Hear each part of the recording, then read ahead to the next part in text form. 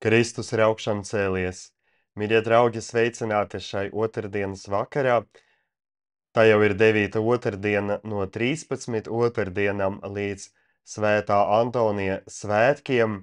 Šodien ir arī 13. maijs, palika mēnesis līdz Svētā Antonija dienai, līdz tai dienai, kad visa baznīca priecēs par šī liela svēta piedzimšanu debesīm.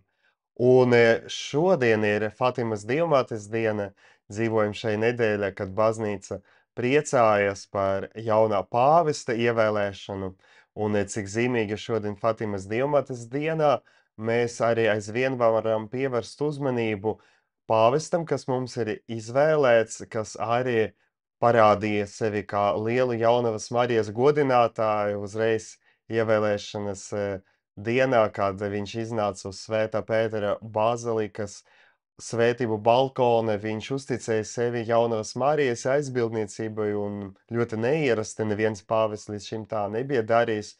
Lūdzas, esi sveicināta, un tāda nākamajā diena neoficiāli devās uz viņa ordenim piederošo svētvietu Jaunavas Marijas godam Laba padoma Dievmātes svētvietu stundas brauciena no Romas. Te jāsaka, ka mums Latvijā arī ir laba padoma Dievmātes sanktuārijas, lauku ciematiņa jāsaka, bet kur ir ārkārtīgi liela maistatiska baznīca pasienē. Mīļie draugi, šodien mēs iepazīstam kopā ar Svēto Antoniju kādu citu Jaunavas Marijas godinātāju. Man liekas, neviens tik ļoti viņu iepriekšējā gadsimta nav godinājis kā svētais Maksimiliāns Kolbe. Tieši viņš ir kļuvis par iedvesmas avotu Jaunavas Marijas godināšanai arī Jānim Pāvilam II, protams. Te jau jāmin arī viņa dzīves liecība no bērnības, kādu viņš pieredzēja redzot savu tēvu, lūdzamies Jaunavas Marijas tēla priekšā, bet mēs Svēto Mariju Maksimiliānu Kolbi godinām ne tāpēc, ka viņš tik ļoti mīlēja Mariju, bet tāpēc, ka viņš ir kļuvis par mīlestības mocekli, un viņa atklājas šie Jēzus vārdi: "Nav lielākas mīlestības, ja kāds atdod savu dzīvību par saviem draugiem."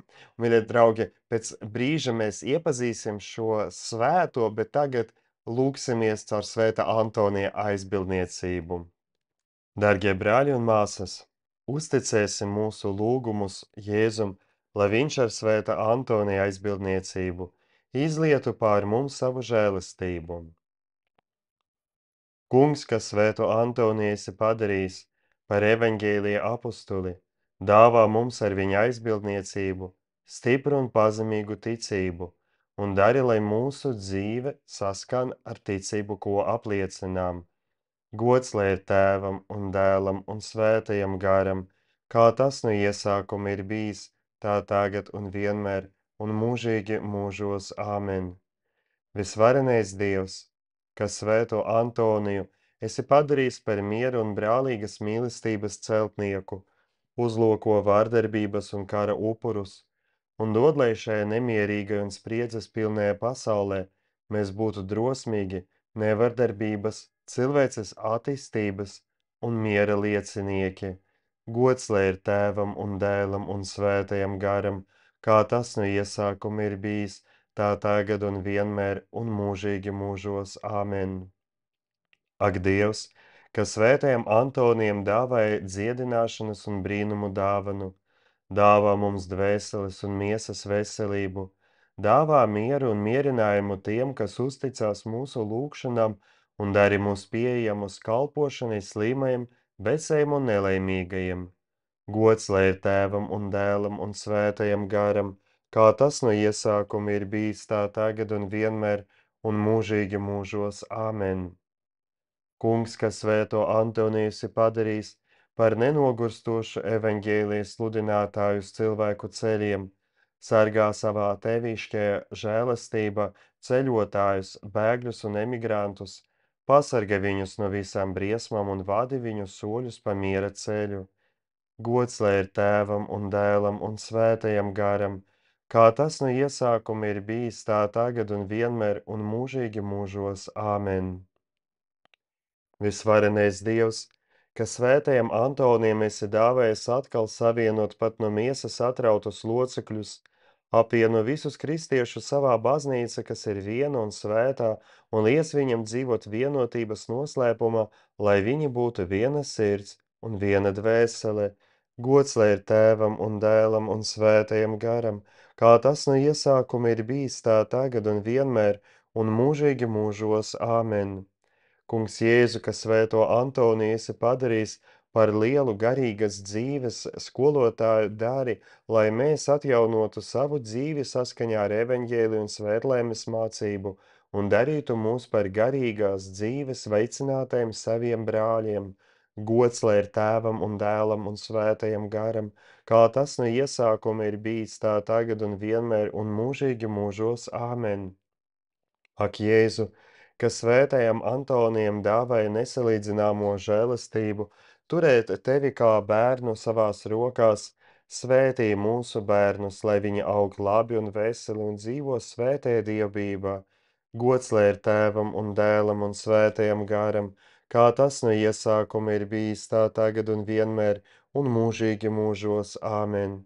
Ak, žēlsirdīgais Jēzu, kas svētiem Antoniem dāvāja gudrību un dāvanas, lai viņš ar sludināšanu un svēto kalpošanu vadītu dvēseles uz svētumu, dāvā, lai mēs ar pazemību un ticību tuvotos izlīgšanas sakramentam, lielai tavas mīlestības dāvanai pret mums, gods lai ir tēvam un dēlam un svētajam garam, kā tas no iesākuma ir bijis tā tagad un vienmēr un mūžīgi mūžos. Āmen!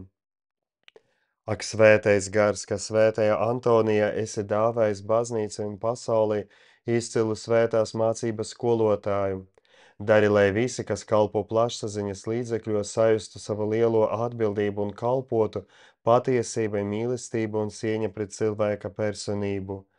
Gods lai ir tēvam un dēlam un svētajam garam, kā tas no iesākuma ir bijis tā tagad un vienmēr un mūžīgi mūžos. Āmen!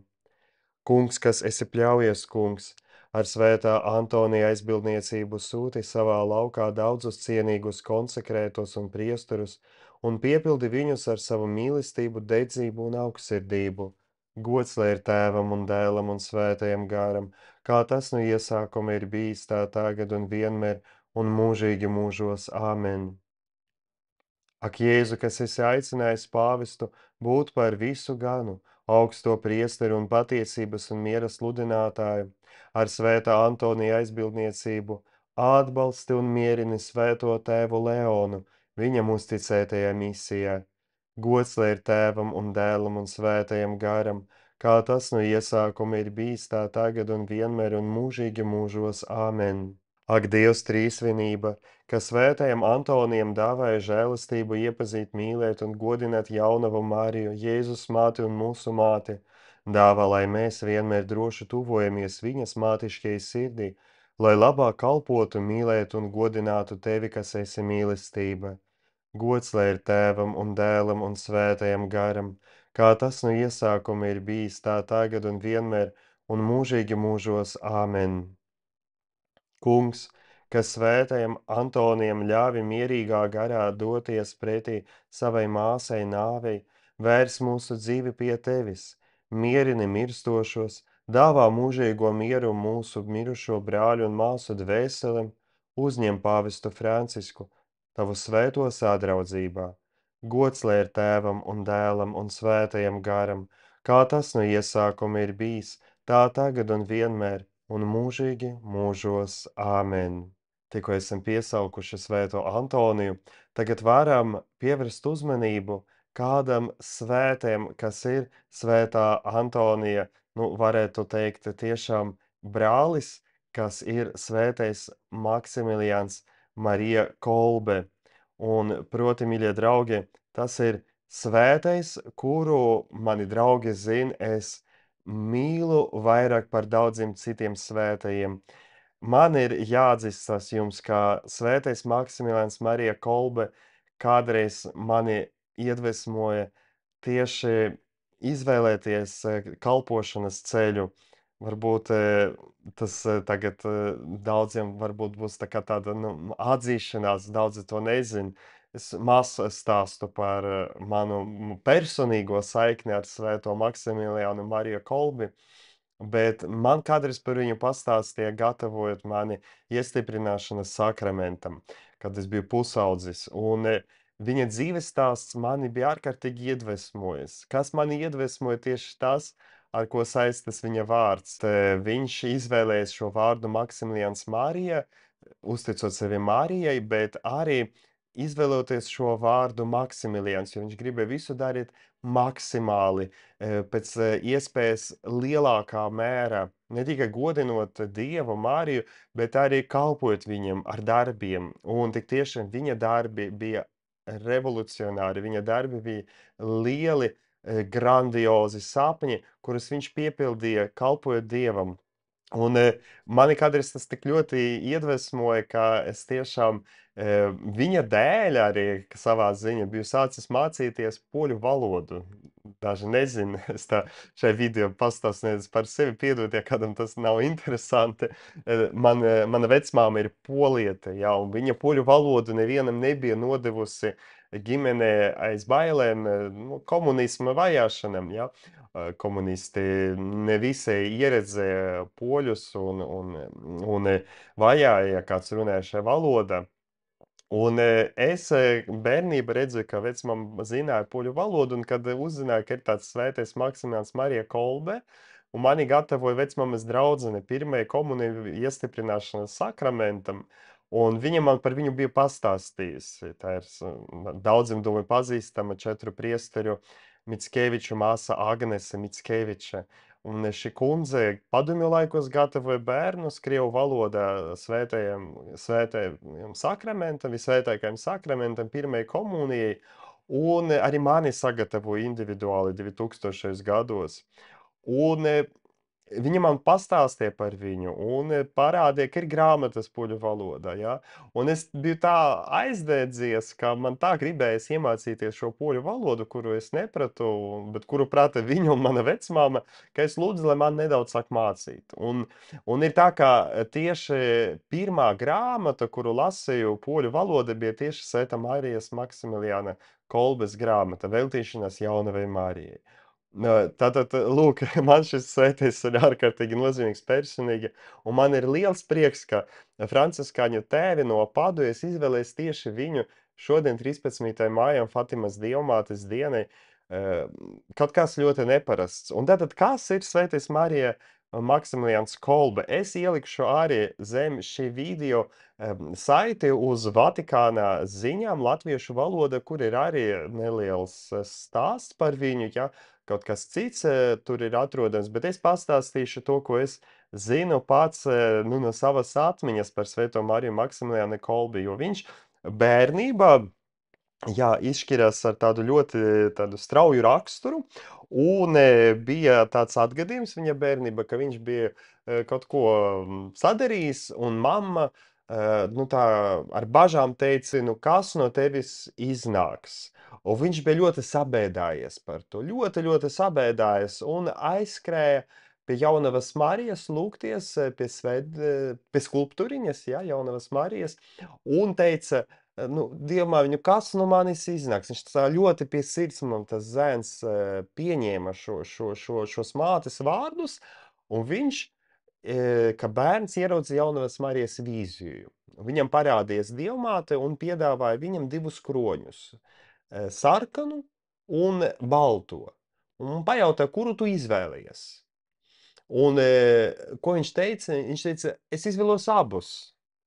Un tas stāsts bija zināms no viņa dzīves, un tikai vēlāk to spēja izskaidrot, ko tas nozīmē. Jo baltais kronis visdrīzāk nozīmē, tā baznīcas tradīcijā arī skaidro, varēja nozīmēt šķīstību, veltīšanos Dievam kalpošanu. Tad garīgo ceļu, kas ir priesterība, klostera dzīve, kur viņš bija arī izvēlējies. Bet kas ir sarkanais kronis? Un tas atklājas tikai viņa dzīves beigās, proti, ka tā ir moceklība, jā, un viņš kļuva par mocekli, jā, un to es arī tagad pieminēšu. Tātad, lūk, mistisks notikums viņa dzīve un ļoti neparasta dzīve. Tātad viņš iestājās klosterī, Viņš iestājas klosteri Franciskaņu ordenī, konventuālajos brāļos ir trīs tādi pamatlielie atzari Franciskaņu ordenim, un viņš kļūst par ļoti lielu misionāru. Ja? Viņš ir pārņemts ar ideju, ka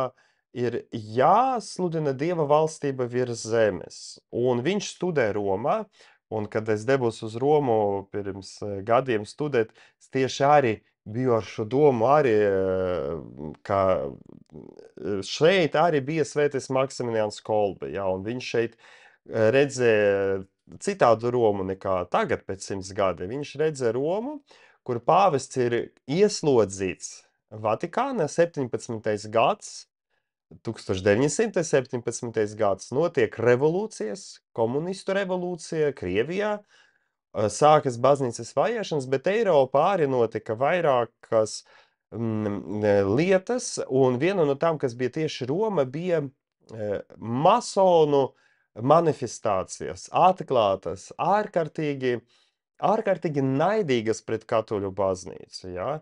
Ārkārtīgi naidīgas ar transparentiem, ka Vatikāns būs iznīcināts, pāvests būs, ko pielūgs sātanu.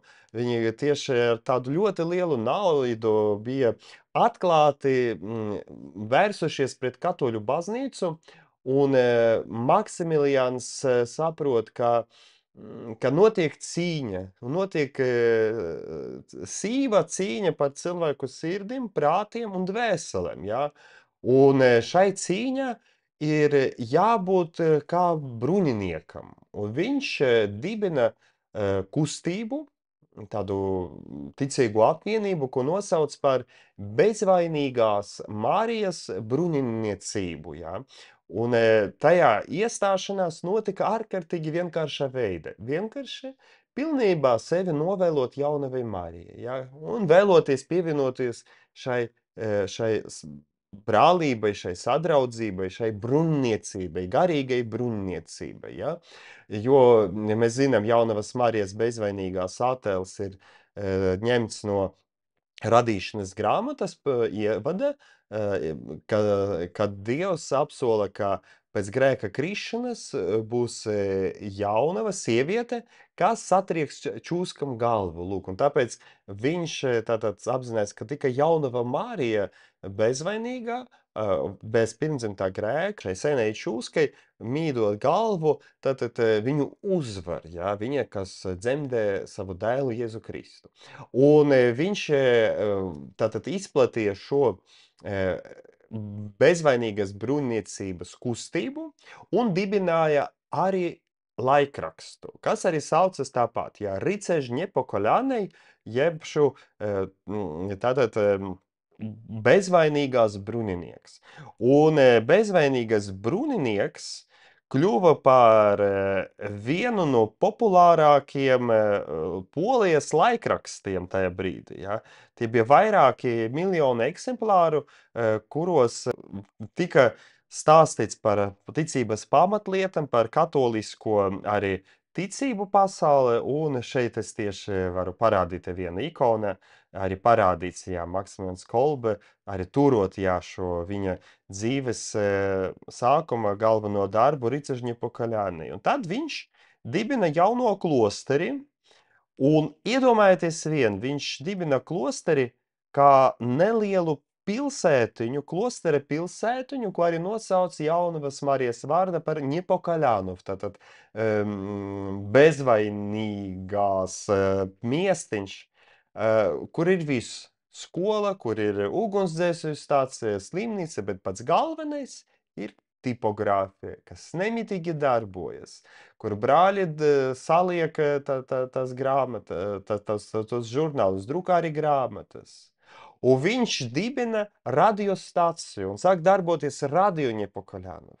Sludināt Dieva valstību, tātad viņš no klosternieka, no priestera kļuva par kristīgu žurnālistu, kā mēs tā tagad teiktu, par lielo influenceri, ja, tātad viedokļu līderu, un viņš neapstājās. Un viņas skatiens ir ārkārtīgi plašs, Un viņš, man liekas, tas tagad ir ārkārtīgi svarīgi arī pieminēt, viņš dodas misijā.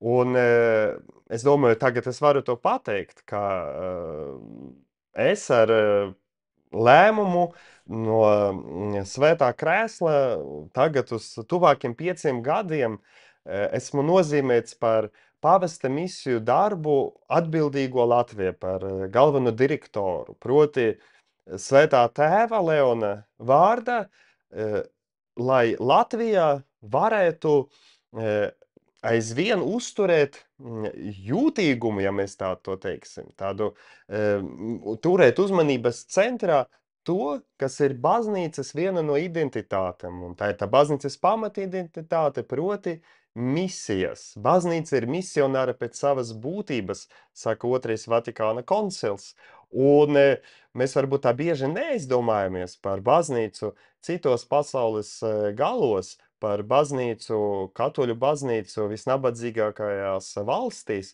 kur dodas misionāri, lai, stiprinātu, lai būvētu garīgo baznīcu, kur baznīca aizvien ir jauna, ja, jo mums baznīca, jā, tomēr jau ir vairāku gadsimtu tradīcija, ja, mums ir kristietība atnākusi, vēlējos viduslaikos, pēc tam bija reformācija, bet vienalga tā pirms kristietība pastāvēja, ja, un rekatolizācija notika pirms vairākiem gadsimtiem Latgale. Tā sākās, un tad izplaties visa Latvija rekatolizācija, un katoļu baznīca pie mums pastāv, jau tomēr ar stipram saknēm, bet lūk, ir zemes, kur aizvien baznīca ir jālaiž dziļāk savas saknes, kur aizvien ir jāsludina evaņģēlijs visattālākajos reģionos, un ir daudzi misionāri. Un es varu to teikt, ka es esmu, lūk, tas, kam ir uzlikta šī atbildība runāt par to, un tieši man prieks to darīt, tagad, kad mums ir pāvests, misionārs Leons 14., kurš pats 20 gadus darbojas Ekvadorā, tātad, lūk, ārkārtīgi spēcīgs piemērs, paraugs un ļoti uzrunājošs, un arī, Maksimilians Kolbe. Un iedomājieties Maksimilians Kolbe no žurnalista, kurš varētu turpat arī palikt, ja, tur Polijā, viņš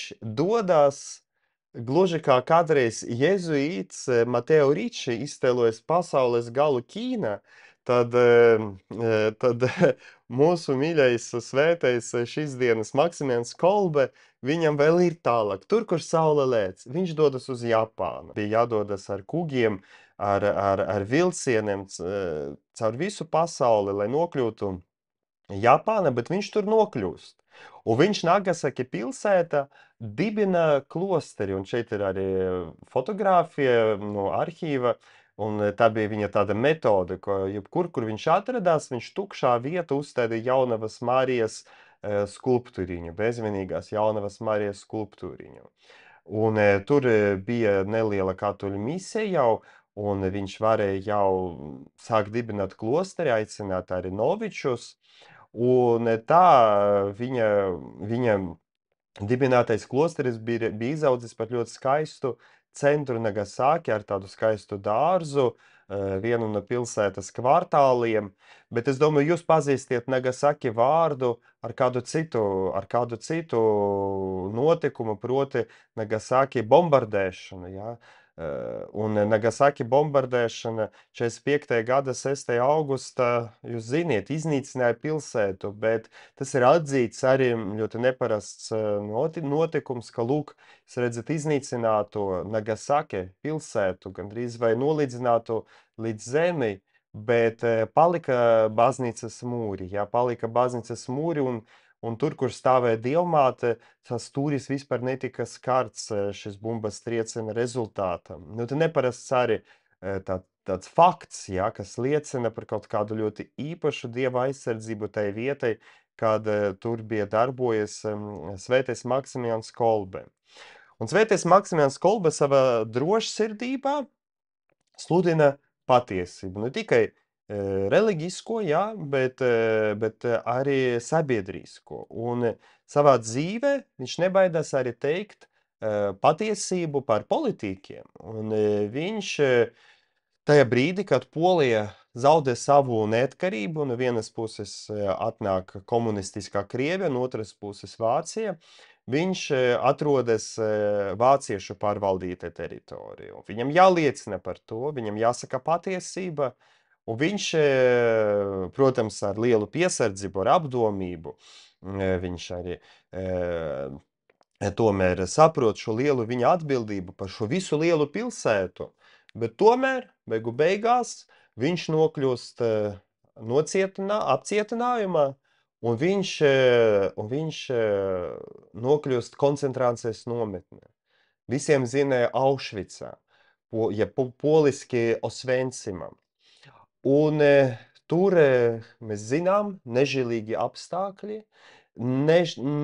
prātam neaptveramas ciešanas, un notiek bēgšana. Viens cietumnieks, viens ieslodzītais aizbēg no nometnes. Un nometnes vadītājs Rudolfs Hesse izdod pavēli, ka par šo vienu aizbēgušo 10 ies bada nāvē. Ieslodzītie sapulcināti uz nometnes plača. Hesse saka, tu. Un tad viņš izvēlas kādu cietumnieku, kura vārds ir Francišeks Gajovničeks. Ja? Un tas Gajovničeks saka raudāt un iesaucas, ka viņam ir bērni, ka viņam ir sieva, ka viņš nevar mirt, ka viņu gaida un lūdz apžēlošanos. Un Hesse saka, kurš par viņu ies? Kurš par viņu ies? Un to izdara katoļu priesteris Maksimilians Kolbe. Viņš padara vienu soli uz priekšu, un viņš piekrīt doties šī Francišeka Gajovničeka vietā, bada kamerā. Bada kamera nokļūstot, viņš nezaudē cilvēcību, nezaudē cerību. Un Maksimilians Kolbe visus stiprina. Viņš nes šo cerību šajā vislielākā izmisuma vietā, bada kamerā. Un viņš stiprina visus, viņš uzklausa pēdējais grēksūdzes, lūdzas, pat dzied. Tas kaut kas ir prātam neaptverams. Un paliek pēdējais izdzīvojušais, kad visi nomirst, un cietuma apsargi vienkārši apnika gaidīt viņa nāvi, un viņam izdara nāvējošo injekciju 41. gada 14. augustā, tieši Jaunavas Marijas debesīs uzņemšanas priekšvakarā.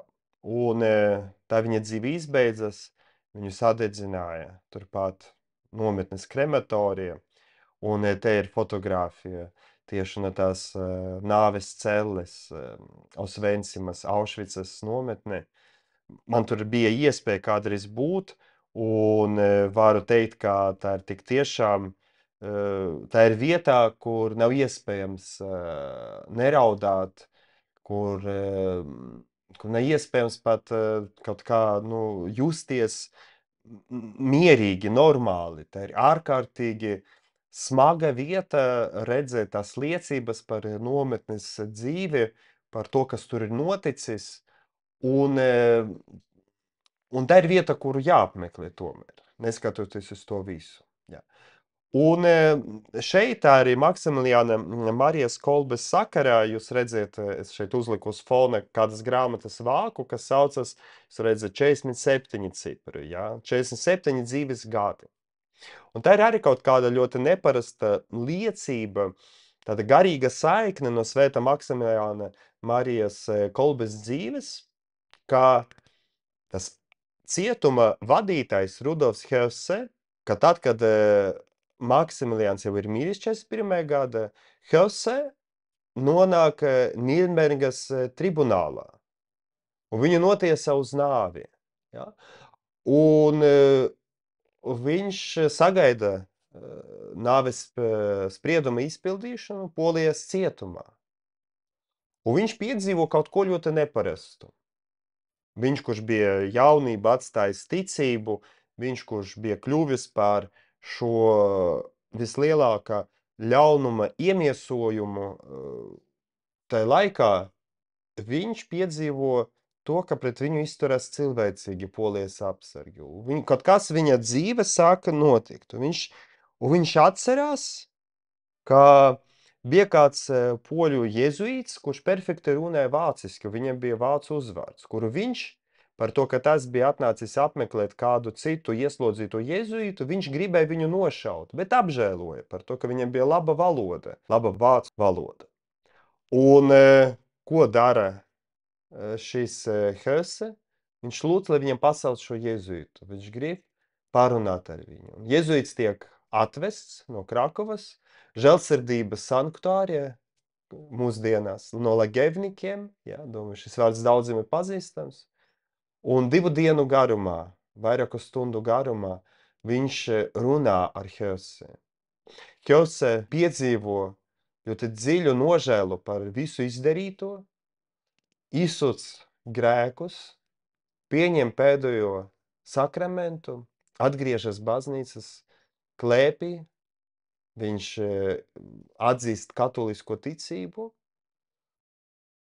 asarās tādas liecības palika, stāv uz ceļiem pēdējās stundās pirms nāves sprieduma savā cellē un uzraksta vēstuli, kur lūdz piedošanu visiem. Tātad, kas ir tāds neparasts un varētu teikt pat mistisks, ka abiem bija 47 gadi, Maksimiliānam un Hessem. Tas arī un tā grāmata, kas te ir fonā, lūk, 47 dzīves gadi. Jā. 2 dzīves, viena pilnīga ļaunuma, cita visaugstākā mērā svētuma, viena arī sakrustojas. Kaut kāds ļoti neparasts, un tātad, lūk, tāds stāsts, ceru, ka tas arī jūs iedvesmo arī lūgties par vajātājiem, par ienaidniekiem, tiešām būt par šis mīlestības lieciniekiem, kā tikko teica svētais tēvs Leons, mīlestība, kas ir neapbruņota un kas atbruņo. Lūk. Mīļie draugi, tagad turpināsim mūsu pārdomas, noslēdzot mūsu šīs otrdienas tikšanos ar svēto Maksimiliānu Mariju Kolbi. Es te tikai beigās parādīšu jums, lūk, šo Hesi. Šeit ir fotogrāfija no Nirmegas tribunāla, pareizi būtu jāsaka Hesi, jā. Un te, lūk, arī pirms pakāšanas. Viņu pakāra turpat Aušvicā, Aušvicas nometnē, bet, lūk, kādi fakti atklājas un tie glabājas aizvien arhīvos, tas liecības par viņa atgriešanos, par viņa pēdējām dzīves stundām un par viņa visdziļāko nožēlu. Mīļie draugi, jā, lūksimies tagad caur svētā Maksimiliāna Kolbes aizbildniecību. Tēvs, caur savu dēlu Jēzu un svētā Maksimiliāna Kolbes piemēru, tu mums parādīji, ka mīlestība spēj radīt jaunu cerību. Dod mums savu svēto garu, lai mēs savā dzīvē būtu ticības, mīlestības un cerības liecinieki. Āmen. Varam sev sirdi paņemt šoreiz tādus jautājumus, uzlūkojuši svētu Maksimiliānu un viņa dzīvi, redzot, ka mūsdienas cilvēka cieņa tik bieži tiek pazemota, gandrīz vai kājam mīdīta, vai mēs, kā kristieši, aizvien paturam sirdīs, ka katram cilvēkam piemīt šī Dieva radības cieņa, Dieva bērna cieņa, un tāpēc mums vienmēr tā jāpatur sirdīs. Un otrais jautājums, kuru varam arī sev jautāt, un pie tā pakavēties domās, vai es esmu piedzīvojis mīlestību, ko Jēzus man dāvā. Ka, lūk, Jēzus ir tas, kas atdeva savu dzīvi par mani. Tātad parādīja man šo lielu mīlestību un parādīja līdz ar to manu vērtību. Ja? Lūk, Dieva bērna vērtību, kuru viņš gribēja izpirkt no grēka, ja? Nāves, un tātad atdeva sevi par mani, par tevi. Un kā es varu patiesi mīlēt savā dzīvē, ja? Ka manā dzīvē var izpausties šie Jēzus vārdi, ka nav lielākas mīlestības, kā tā mīlestība, kad kāds atdod savu dzīvību par citu. Un tagad, mīļie draugi, noslēgsim ar lūkšanu svētajiem Antoniem. Mīļo svētais Antonij, lūdzam tevi aizbildināt par mums pie Kunga, lai mēs varētu atvert savas sirdis cerībai, mīlot pat tad, kad šķiet, ka tumsa uzvar. Āmen. Mīļie draugi, paldies jums par šo lūkšanas sadraudzību, par šo sadraudzību, kuru varam piedzīvot svēto lielajā sadraudzība, svētā Antonija sadraudzība, kas pats arī bija lūk šis lielais sludinātais un arī jāsaka savā ziņā misionārs, bet arī šoreiz viņa ordeņa brāļa Maksimina Kolbes sadraudzība no Japānas. Viņš šeit mums, mūsu Eiropas smagākajos iepriekšējā gadsimta brīžos parādīja to, ka ir iespējama cerība pat tad, kad liekas, ka cerībai nav vietas. Jā. Un, mīļie draugi, lūksimies par svēto tēvu Leonu, lai Dievs viņu stiprina, lai viņa vārds, lai viņa aicinājums, arī aicinājums nu pat izskanējis jauniešiem, lai te nebaidās uzticēties baznīcai un Kristum, izvēloties kalpošanas ceļu, lai šis aicinājums arī atsaucas kā misionārs aicinājums, jā, lai daudzi arī, kā viņš, arī sajustu aicinājumu doties tajās zemēs, kur evaņģēlijs vēl nav pasludināts, vai pasludināt to tiem, kuru ticība vēl tikko sākusi augt, un kur evaņģēlijam aizvien ir jāizaug kā lielam kokam, kas dotu augļus, jā, tad, kur jālaiž dziļas saknes vēl evaņģēlijam. Mīļie draugi, paldies jums vēlreiz! Visvētība jums visiem, un tiekamies nākamā otrdien. Dievs kungs, lai ir ar jums! Lai svētī jūs visvarenais Dievs, Tēvs un Dēls un Svētais Gars. Āmen. Palieciet mierā, slavēsim Kungu, pateicība Dievam, aleluja, aleluja, uz tikšanos nākamā otrdien. Kristus ir augšām cēlies, patiesi ir augšām cēlies.